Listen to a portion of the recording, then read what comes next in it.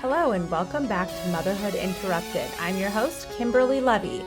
Today I'm joined by a very special guest. Her name is Dr. Andrea Niles. Andrea is a clinical psychologist specializing in maternal mental health with a PhD from UCLA. She founded Prospera, which is a company that has a mission to reduce all barriers to mothers accessing high-quality mental health support. She also is a mother of two and a wife, just a complete boss, and I am thrilled to have a discussion with her today all about what it's really like to tackle postpartum depression, postpartum anxiety, and a number of other mental health issues that come up for mothers. So I'm super excited to have her here with us today and enjoy listening to her. Please reach out to her if you feel that you or anyone you know could benefit from her services. Her company truly is unique and offers not just therapies remotely, but also practical and tactical tools to help you get through whatever struggles you may be experiencing. And enjoy the episode. Dr. Andrea Niles, thank you so much for joining me here at Motherhood Interrupted. Thank you for coming. How are you today? I'm doing great. Thank you so much for having me. I'm really excited to be here. Okay, so for the audience, Dr. Andrea Niles is a brilliant woman, and I'm going to have her dive into her background in just a moment, but she found me and we just chit-chatted, and I'm really excited to talk about mental health issues, specifically around anxiety and depression for mothers, which is a huge just thing that happens in motherhood that I think is one of the most unexpected kind of things that we all struggle with. So yes, thank you so much for joining us and bringing this very important mental health topic to light and forward to the audience. Would you mind describing a little bit about your background for everyone? Sure. Yeah. I am a clinical psychologist. So I've been studying treatments for anxiety and depression basically my entire career. I founded Prospera about a little bit over a year ago. So it's a mental health platform specifically for moms to support moms in their mental health through the motherhood journey. So we support moms in pregnancy and postpartum. And our mission is to remove all barriers to moms accessing mental health support. So things like cost, availability, location, all kinds of things that kind of keep moms from accessing mental health support. We're trying to solve all of that. And so, Prospera provides weekly one-on-one sessions with perinatal certified mental health coaches. And then we have a digital tools library. It has dozens of tools that are specifically designed to support moms' mental health. And so through our program, you get to work with your coach. You access our tools. We have lots of actionable strategies for postpartum anxiety and depression, postpartum rage, and we can talk more, a lot more about the details. But that's kind of the overview. Wow, I love that. So basically, your business that you just created is really just for the woman that needs some kind of therapy plus coaching. So really getting actionable about what to do depending on what their struggles are. Can you give us some examples as to how a coach might assign you a homework or a task? How does that, I feel like the thing that's most striking about your business to me, besides the niche, which is so important, is that you don't just go through therapy, but there's action behind it. What can you maybe illustrate some examples of what a session would look like, and maybe some coaching that helps people or women that go through sessions with your company? Yeah, absolutely. So one of the things that I hear pretty often, it really frustrates me, is that people go to therapy and they say, I talked with somebody, which was nice, but I never felt like I really got any help or any actual solutions for my anxiety or for my depression. And that tells me that therapist is not really doing their job to the fullest. And so what we do is we provide that place to be able to just talk and get support. But on top of that, we have tools. We're basically giving you activities to practice between sessions that are tailored, personalized to you, depending on your goals and the challenges that you're facing.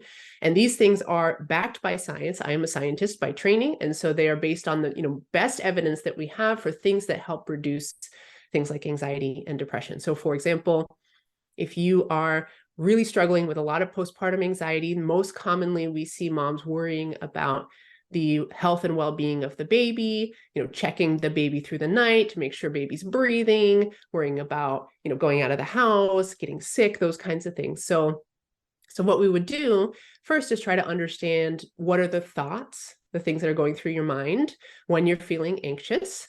So we understand some of those thinking patterns, we call those thinking traps. And then from there, we practice what's called reframing. So basically encouraging you to look for evidence for and against your thinking patterns to try to basically change or get yourself out of some of those thinking traps. And so that's been shown to be very effective for reducing anxiety. Another example is if you're someone who's avoiding going out of the house because you feel like I can't handle this is too much, it's overwhelming. So what we would do is we'd have you approach that. Just take a walk around the block. Let's give you a baby in the stroller and let's just go for a walk around the block. And then from there, you kind of build up, and then maybe we're going to the local store. And then from there, maybe we're actually going, to the grocery store or Target run. So working our way up through activities that we've been avoiding. I love that. I feel like this is just such a hot topic, and it's kind of talked about, but I feel like when you're in it, when you have a new baby, you're so deep in it that I don't even know how these women ask for help. I think you almost don't even have time to address this in some ways, but I think through your business, making it so accessible and, really helping women identify and pinpoint those thoughts and just voicing them to someone, just because you're almost like, when you first have a baby, whether it's your first or your third or your fourth or whatever, you're in survival mode and you're so beyond exhausted. And for someone to come in and just kind of support you through those thoughts and then give you little actions like taking a walk, which, it's just so much work to get out of your house. Let's be honest, whether you're in some kind of anxiety state or not, it's anxiety inducing for anybody to have to, get all this stuff together in the car seat. And there's so much to that. But I love that you really take therapy to the next level and really, really make things actionable. And to me, that's something that isn't just fluff.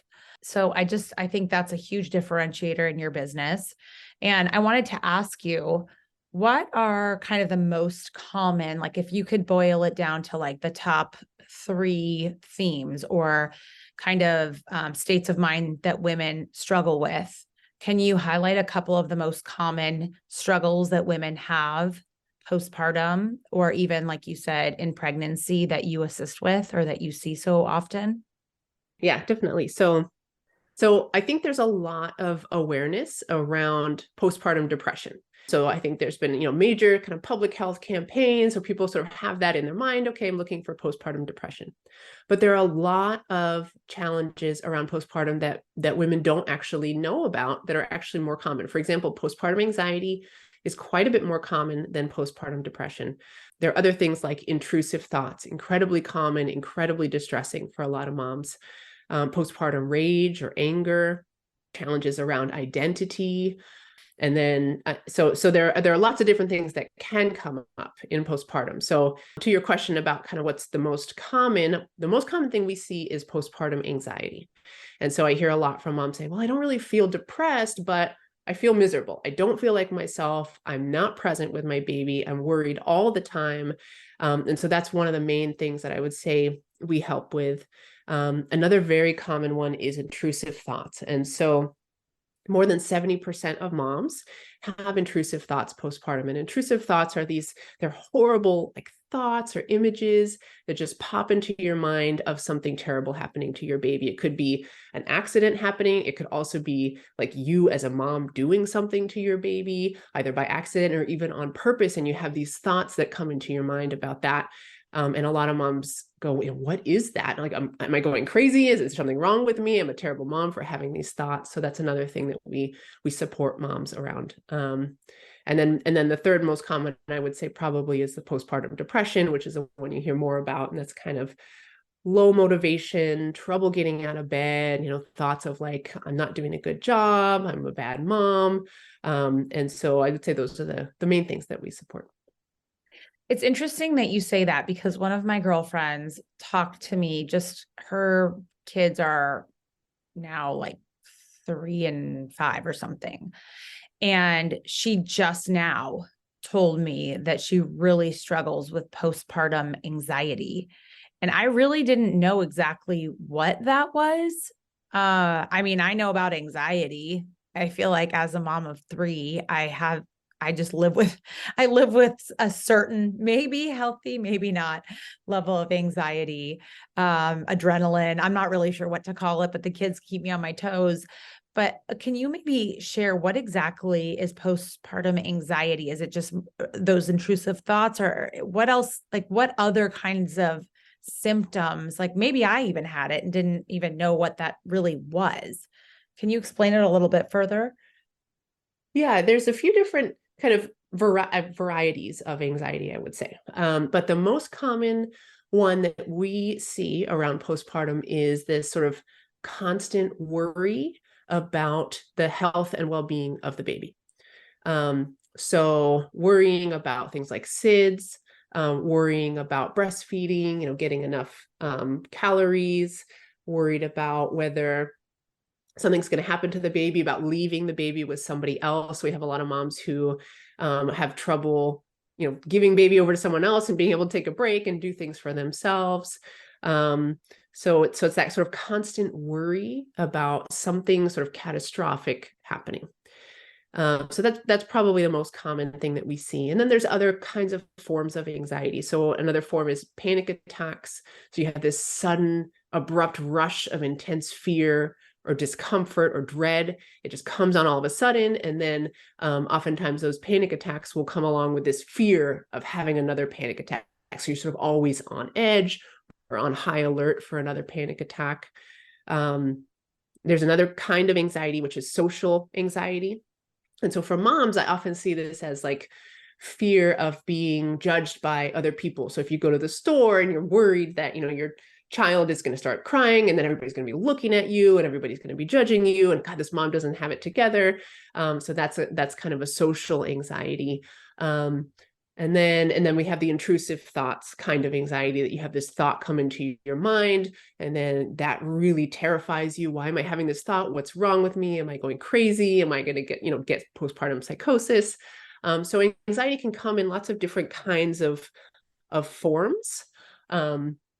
And so, yeah, but if you're noticing that you're constantly feeling anxious, on edge, worrying, and you're not present, then that might be a sign that there's something going on there from an anxiety standpoint.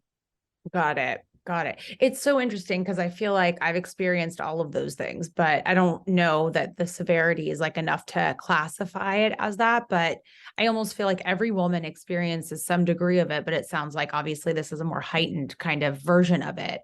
So how much of postpartum anxiety, depression, all these different things that you kind of manage, how much of that would you say is attributed to hormones? Like, what role do hormones play, if any, in all of this? Do you know anything about that?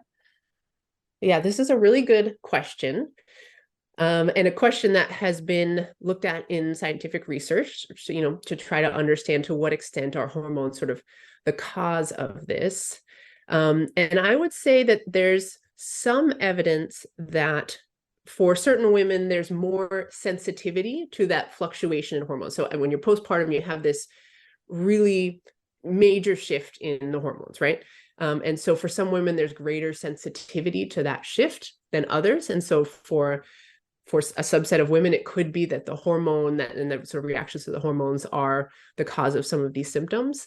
But I actually think that there's more evidence that, not only are your hormones shifting, but your entire life has been turned upside down, right? You have this baby, your sleep is completely disrupted, you're out of your routine, you're physically healing from however your birth went about. And so you have many, many different environmental factors that are going to contribute to your mental health. And so hormones is one piece of it, but I think people often sort of attribute everything to hormones, which for me is not as encouraging because there isn't that much you can do about the hormones. It just kind of happens. But there's a lot you can do to kind of help your environment or change your environment or change how you think about things or change how you do things. And so there are a lot of things that you can do that are sort of hormones aside that can help with these symptoms. Got it. That's interesting. Yeah. And, I feel like to me, it makes perfect sense now, especially that I've been through this multiple times, is like nothing really prepares you for motherhood. And I mean this in a way that, like, here's one thing that I think just does not, nobody really tells you this, but I feel like this is a big thing. So I'm in a fairly egalitarian marriage in the sense that my husband and I both contribute equally in terms of our careers. And the thought coming into kind of with that dynamic, the thought with our first baby was we're going to both contribute equally. And I know how badly so many men want to be able to give and contribute and support and nurture the baby and their wife. But what I think one of the things I was the least prepared for that I don't think people talk about because I think they maybe think it sounds bad or something, but the reality is that when you give birth, and this was so shocking to me, when you give birth, the baby wants the mom. And the reason for that is because they know the vision's not great. The baby is basically smelling the mom, hearing the mom's vibration of her voice, her heartbeat, all these kinds of things that they're used to having in terms of, physical, emotional support. You're basically the mom is home and the dad just cannot contribute, not to mention, sorry, not that the dad cannot contribute at all. I'll just finish that thought. The dad cannot contribute equally, like biologically speaking, right? And not to mention, if you're nursing, there's all of that, those dynamics coming into play. So there's just a lot of like, I feel like almost like nature, like nurture versus nature, like nature wise, the mom is home to the baby for, several months at least, right? The fourth trimester, all those concepts.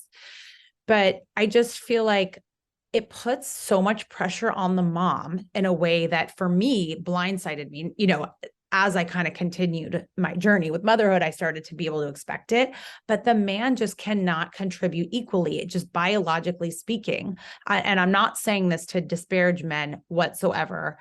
I just feel like it becomes this huge burden on a woman that really they were not prepared for, or at least I'm speaking for myself, and I've spoken to other women. And to me, that is one of the biggest sources of anxiety because all of a sudden you become the main event after you just went through 9 or 10 months of pregnancy. Everyone's pregnancies are different, then you're healing and now you're the one that's on. And it is a lot of pressure on one person. And I don't know why we don't openly kind of speak about that. What are your thoughts? Yeah, I think that's a really interesting observation and pretty, I would say pretty aligned with my own experience as well. Coming from a partnership where it was like, okay, we're gonna split it 50-50. And I really similarly, I didn't anticipate how hard that actually was going to be. So I was nursing, so that basically makes it impossible for dad to get up in the night because you have to express milk one way or the other, and then and I feel like there's some sort of biological pieces that mom is more tuned in to baby for whatever reason than dad is. And so even if my partner was going to get up with the baby instead of me, like I would be up. There was no way I was not going to wake up. So and that wasn't the other way around.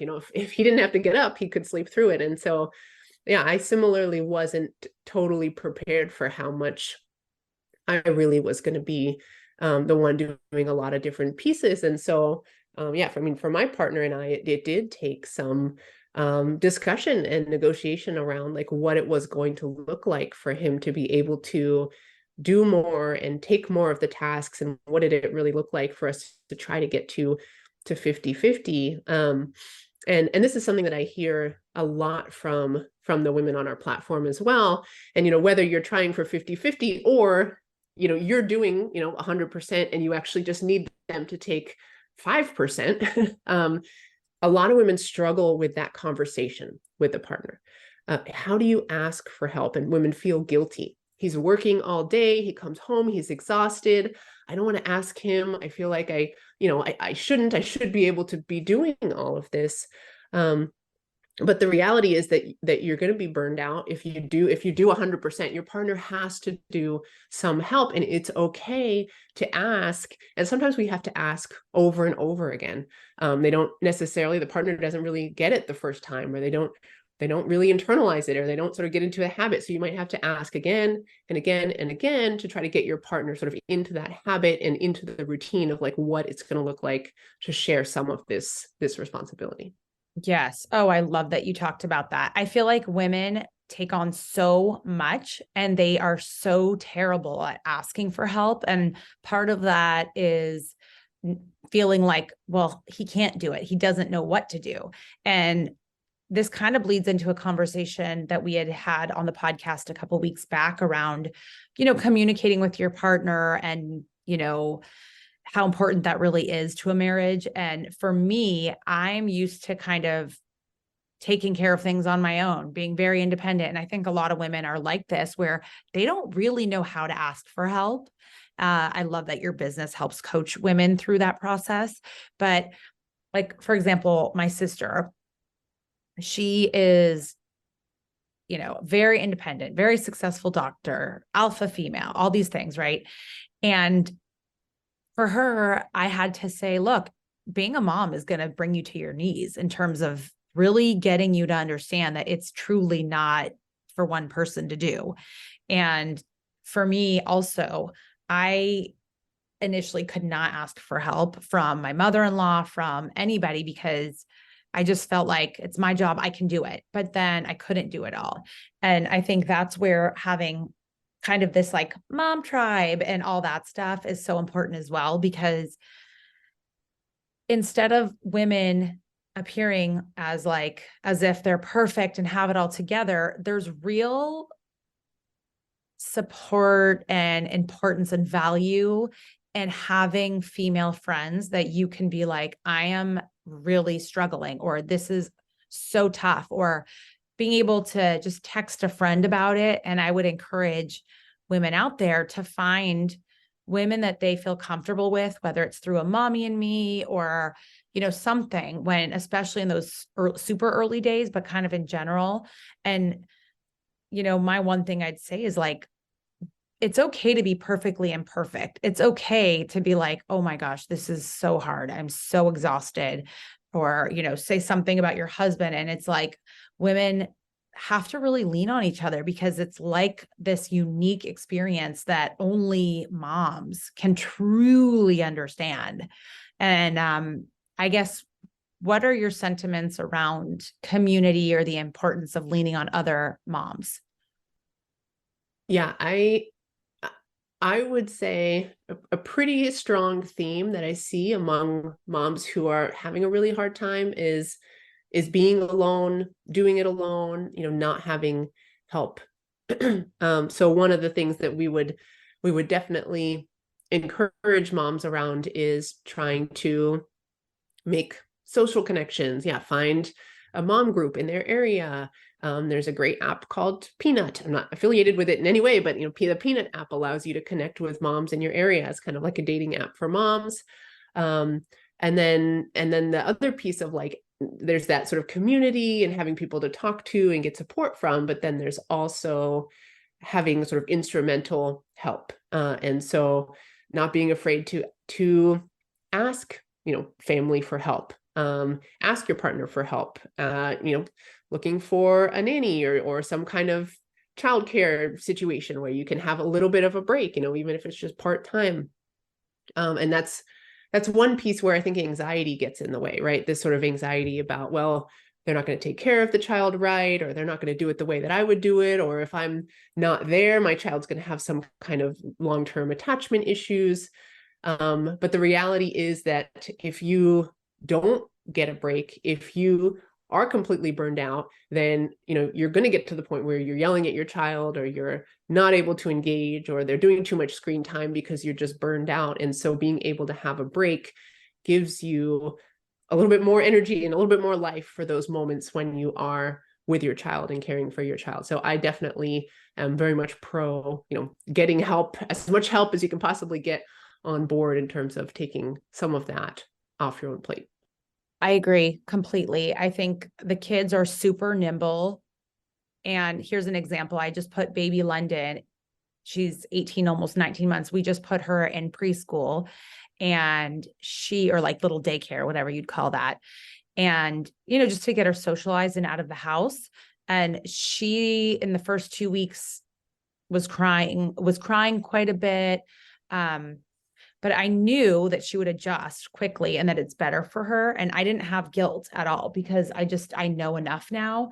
But getting your child in the hands of other capable, support people is so important. Even if you're a stay-at-home mom, if you can't afford to, even just like twice a week, 3 hours a day, for example, at first, at whatever age, suits your family's needs, right? Like my first two, we did it later, 2.5 and 3 years old. But I just think that mom guilt, like, we need to dispel it and really push ourselves to just trust that these are people with experience, and your child is very flexible. And like with Charlotte, I was traveling a lot.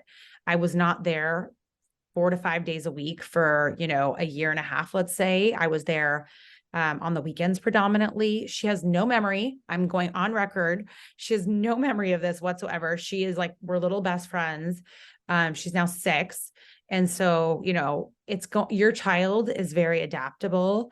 And I agree that the anxiety really gets women to stop dead in their tracks, whether it's just going to a mommy and me.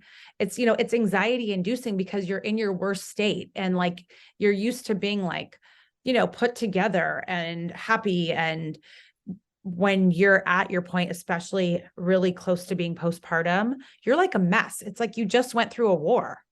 I mean, you physically are like living in this state of like barely surviving. But I would really encourage women out there I love that app idea. That's so, God, how amazing these women come up with these ideas. But yes, find a mommy group, because I will say there is nothing more comforting than looking at other moms that have also slept only, 3 hours maximum that night, and their boobs are leaking and they have no makeup on, and they don't even remember the last time they took a shower. And, before they had this baby, they were always prim and proper and perfectly polished. And just to see other women, like, it's so validating. It's so important to recognize that it's all part of the journey, and like, it gets better quickly. So yeah, I love that. Yeah. And that, I think that's 100% true, that like, if you are just doing it by yourself, I think a lot of women sort of feel alone. Like, am I the only one who's suffering from this anxiety? Am I the only one who feels this way, or who has these horrible intrusive thoughts, or who, doesn't want to get up and take care of my baby? And it's like, no, there's so many other women out there. I talk to them every single day, I promise. There's a lot of them. And so just having a little bit of that normalization around some of those thoughts and feelings, I think, is so important. Because I think what happens is, like, you have some of these thoughts of like, why am I not enjoying this that much? Or, I'm not doing a good job as a mom. And then you have this added layer of like, I shouldn't be thinking that way, or I shouldn't be feeling that way. And I must be a terrible mom for having those thoughts. And so that added layer is really the problematic layer. It's not really the first layer. Like, having thoughts about not wanting to take care of your kids today is like totally fine, totally normal. But when you have the added layer, that adds the guilt and the shame and the anxiety. And so that's where, seeing other people and hearing other people having that same experience, like, okay, like this is okay. This is normal. I can just keep going. And tomorrow, hopefully I'll feel a little better. For sure. By the way, I still have those thoughts every day that I don't want to take care of my kids. I'm just putting it Yeah, out me there too. to the universe, just letting everyone know. No shame in my game. I love my kids more than anything. I'm just letting you all know though. But yes, I think that idea of self-judgment, women are so hard on themselves. It's ridiculous. It's ridiculous how hard we are on ourselves. I always say we get paid in reverse, that we get our diamonds up front, when you're getting married and things, and then we put in the hard work later. And it makes no sense to me whatsoever. Um, yes. So I also, there's something else that I wanted to talk to you about. You are a highly, highly educated person and, incredibly hardworking, a mom of two young kids. Your kids are 2 and 5. Is that right? Yep. And you just started a business, which we were saying earlier is like essentially your third baby. Um, so you're a very accomplished woman. You're a mom. You are an entrepreneur. And I wanted to ask you a little bit about your experience, kind of, if you don't mind sharing, what led you to start your own company, what your experience was prior to this. Sure. Yeah. So I was in the field of academia, which means I was doing scientific research, and I was studying treatments for anxiety and depression, also women's health. So I was sort of adding to the scientific literature, which has, incredible value and has its place. But I felt like what I was doing wasn't getting these treatments that we know work into the hands of the people who need them. And so I left academia and I joined the world of digital mental health, which is relatively new, but there's lots and lots of sort of app-based things now for mental health. So I joined a company. We were working on an app, and it was a company led and founded by men. It was an app specifically for anxiety and depression. And so I came in as sort of the expert on anxiety and depression treatments. And for 3 years I was there, and I was able to do a lot of great things, but I really struggled getting my voice heard. I felt constantly like my expertise wasn't respected, and it was so frustrating. Like I had so many ideas, so much stuff I wanted to do there, and I felt like I couldn't. And this is, and now I've heard this from a lot of women in this field as well, sort of in these high-powered positions, but for whatever reason, they run up against these roadblocks where they just can't get their voice heard. So I never wanted to be a CEO. I never wanted to start a company. I really didn't. But when I left there, I felt like I had to, because I felt like if I was just going to join another company, working alongside, male executives, it was going to be the same problem. I never really was going to be fully in control and have the power to do what I wanted to do. And so I said, I have to do this. I have to found this company, and then founded Prospera, and really sort of found this niche with moms, which of course resonates in a personal way. So that's how I got there. Wow. So a lot of what you're saying, I feel like, is a very important thing to discuss, which is being a high-powered woman in business in male-dominated fields. I grew up personally always feeling like I was equal to a man. And as my career progressed, I started to run up against, just different situations where I just, for whatever reason, felt similar to what you're saying. And I don't know why that is. Why do you think women's voices are not heard as equally in business? Is it we're not good at expressing ourselves? Is it boys club, like we just can't penetrate it? Like, why is it hard for women to be seen and heard and respected in business, especially kind of the higher up you go? What's your kind of intuition on that? I hate to say this because it means that there's not really much that can be done, but I just do feel like and it's going to depend on who's in power and the type of people that are in those executive positions working alongside you. But I just do feel like for whatever reason, based on our gender, we're not always believed to understand things as well as men, or have that expertise. I mean, this concept of mansplaining, I think, is very much aligned with that. Like, for whatever reason, men like to explain things to you as if you don't understand it. And this actually happened to me once. Like, my PhD is in clinical psychology, specifically anxiety disorders. So I literally studied anxiety disorders for 9 years and wrote a dissertation, published over 30 papers in journals. And I had a psychiatrist say to me once, he started to explain to me some definition, I think it was panic disorder, what the definition of panic disorder was. So basic. And I was like, do you not think I know that? Like, and that kind of experience says to me that there's this thing that's happening in the minds of men when they look at a woman across the table from them, and for whatever reason, they don't think they have the knowledge or expertise. They just don't give them that benefit of the doubt, which makes it really hard for them to trust that opinion or say, like, this is a brilliant idea. And so I hate to say that I think that's a big part of it, but I do think it is, unfortunately.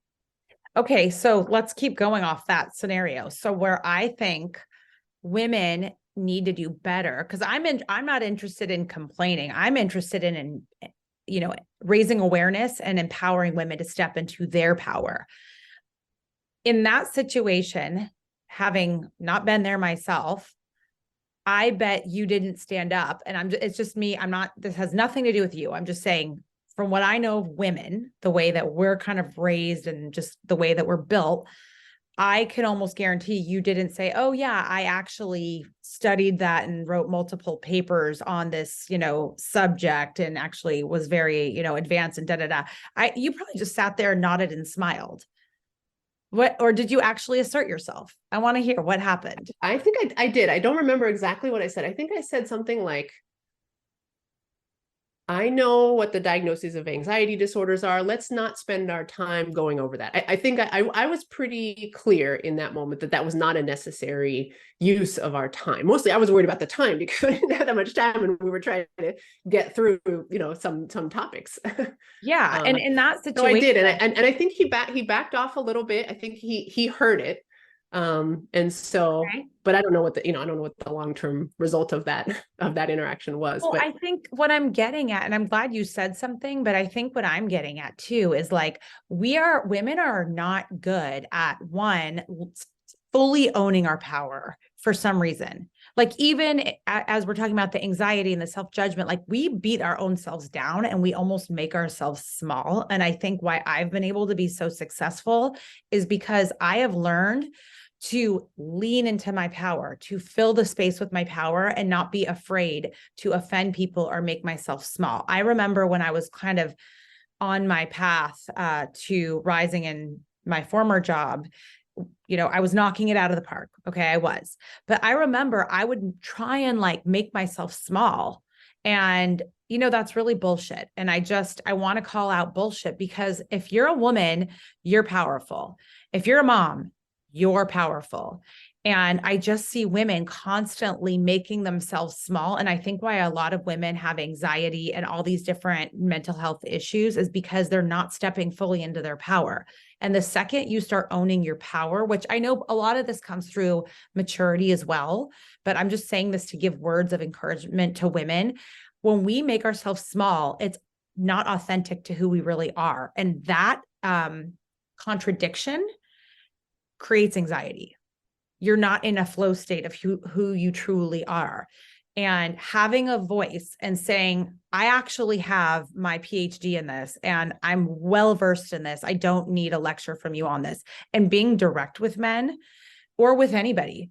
I think it's like, if we're direct, we're a bitch. And I think for me, I've been able to be very successful, especially over the last couple of years, in really using my voice and saying, I'm here because I'm an expert in these things. You're not. And that's why we make an amazing team.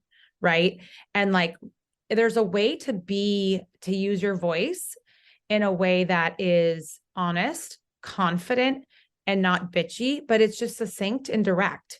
And I feel like that is something women do not do. We do not use our voice the way that we're meant to. And I think it causes a lot of feelings of like just anxiety, confusion, lack of self-confidence. So, I mean, are there any exercises women can do to really lean into their power or to like own their new identity as a mother that you work on?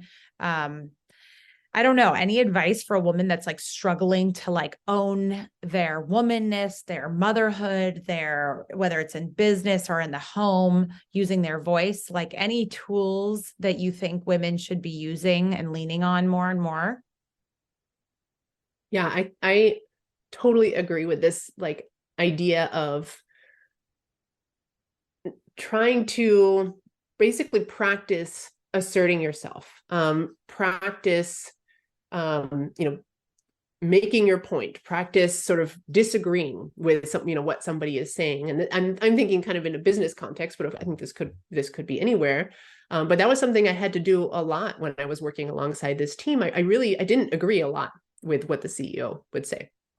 And so I would try to come up with ways to get my point across, make my point, and then afterwards I would feel so much anxiety. Am I being disliked? Am I overstepping my bounds? They're not going to like me. And so but what I would tell myself is like, this is what we call an anxiety treatment. This is an exposure. You do the thing that you're afraid of. You face your fears, and then you do it again, and you do it again, and you do it again. And if you're feeling anxious, that's good. You're supposed to be doing things that make you feel anxious, because the more you do them, the more comfortable you get with them. So I think women often use anxiety as an indication that I've done something wrong, or I said the wrong thing, or that worry of like, what did I say? I shouldn't have said that. And then they sort of back off. But like, you want to sit with that discomfort, let it be there. It's okay to feel it, and then do it again.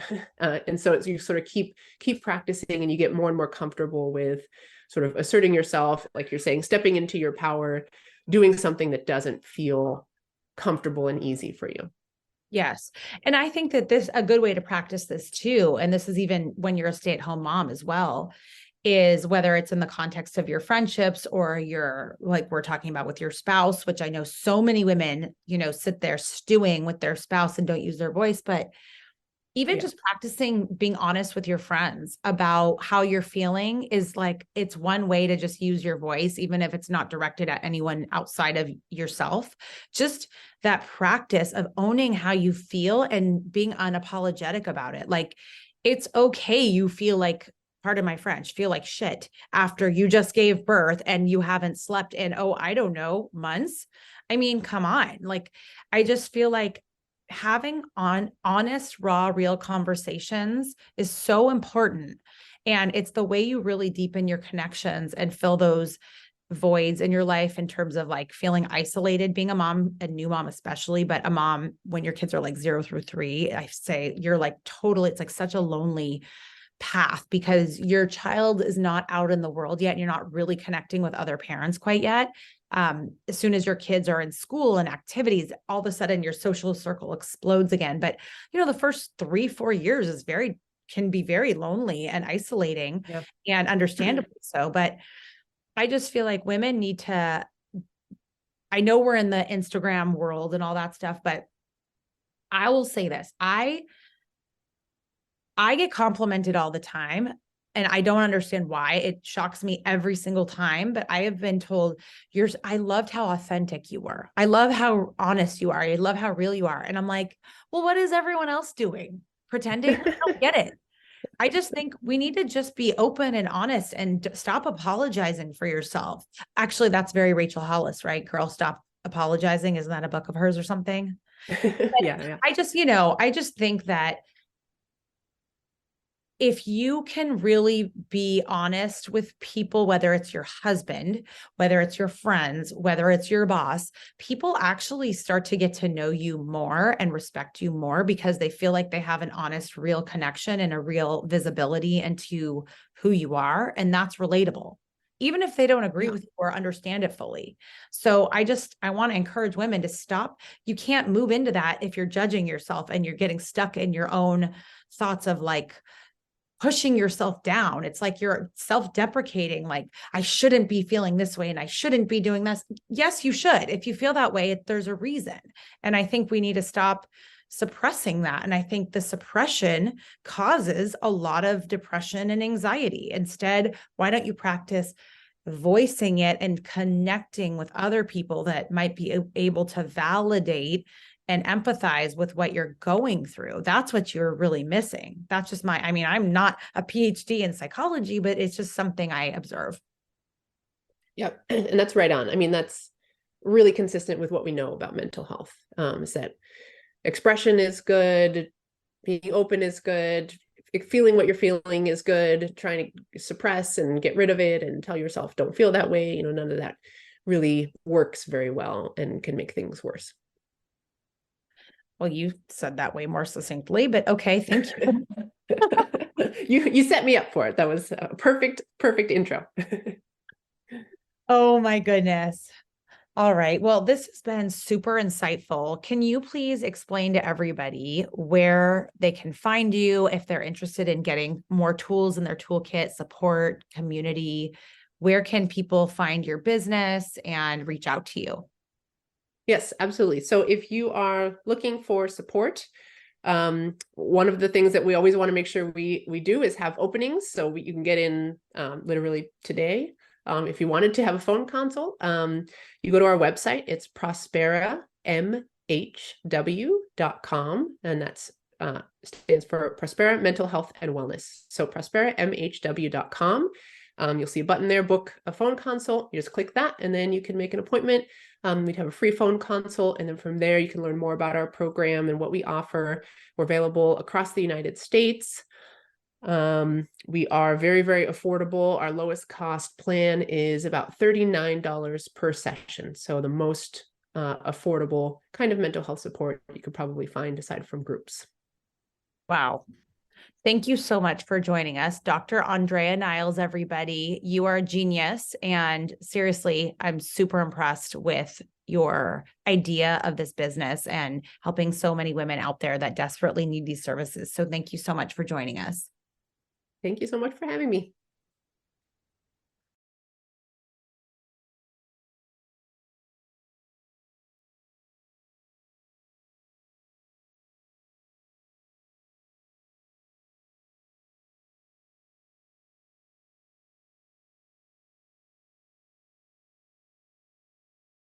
All right, that is it for today. Now, as you know, some of our best conversations actually happen after the show. So I want you to find me on Instagram at Kimberly Lovey and let me know your thoughts about today's show. You can screenshot this episode and let us know what your biggest takeaway was and tag me at Kimberly Lovey and we can share it on our stories. I will see you again, same time, same place next week.